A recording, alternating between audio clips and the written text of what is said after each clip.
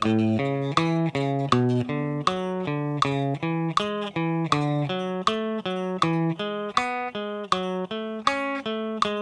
12, I think. Well done if you're still with me, still sticking with it. It is actually quite a big part of getting good at music, is showing up, putting the time in, practicing, even if on certain days you're maybe not feeling it and you're tempted to sort of skip practicing. I think if you can establish those good practice habits, have a little bit of discipline, then in the long run it does really pay off. So well done if you're still here. You're doing well. Today I've got a picking exercise for you involving triads in a major scale. So in a previous video we did triads sticking on the same string set, moving up the fretboard. Today we're going to be working in position, and this is more of a single note picking exercise. Going to do this in the key of A major. Going to use this version of the A major scale.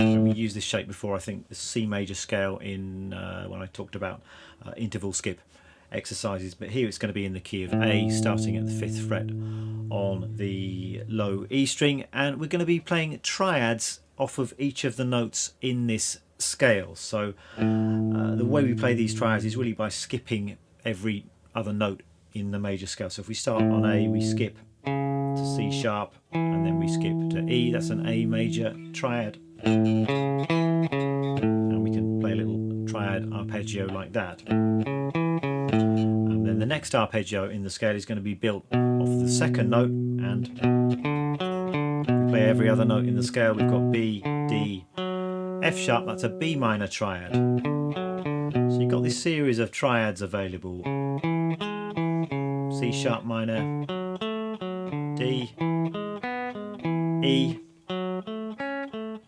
F sharp minor.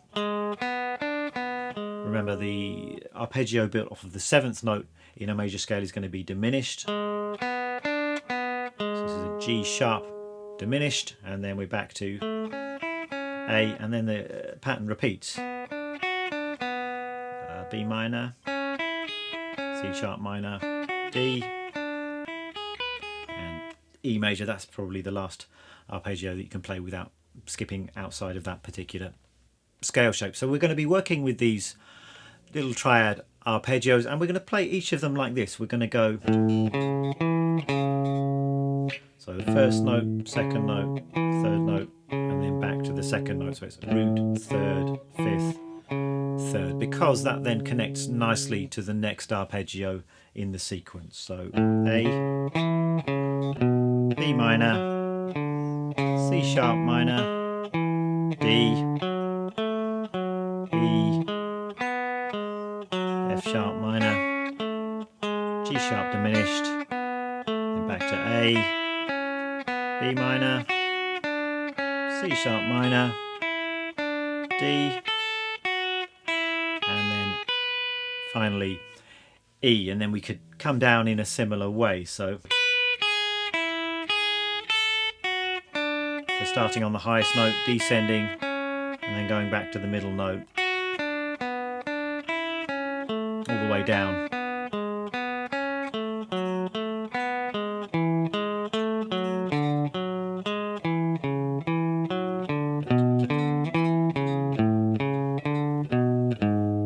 And I'd probably end just with that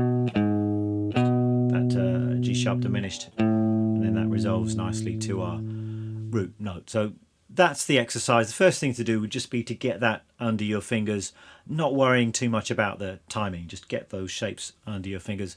Once you've got that down, got it memorized, then you can start to think about playing it smoothly in time.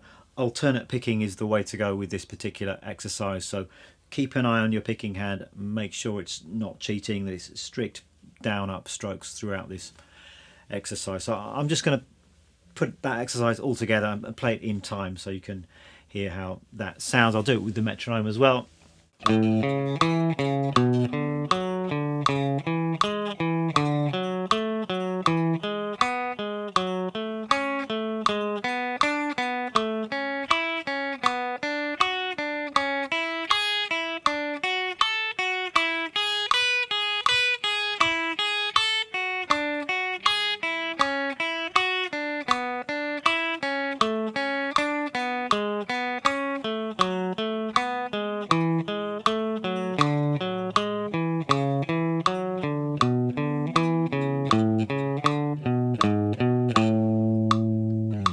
there we are. It's a great picking exercise, but also you've got that theoretical and fretboard knowledge element as well. So you're learning about how to harmonize the major scale and the whereabouts of those triads and chord tones in the major key. So you might like to also be thinking about the individual triads that you're playing, the actual notes that belong to those triads as well.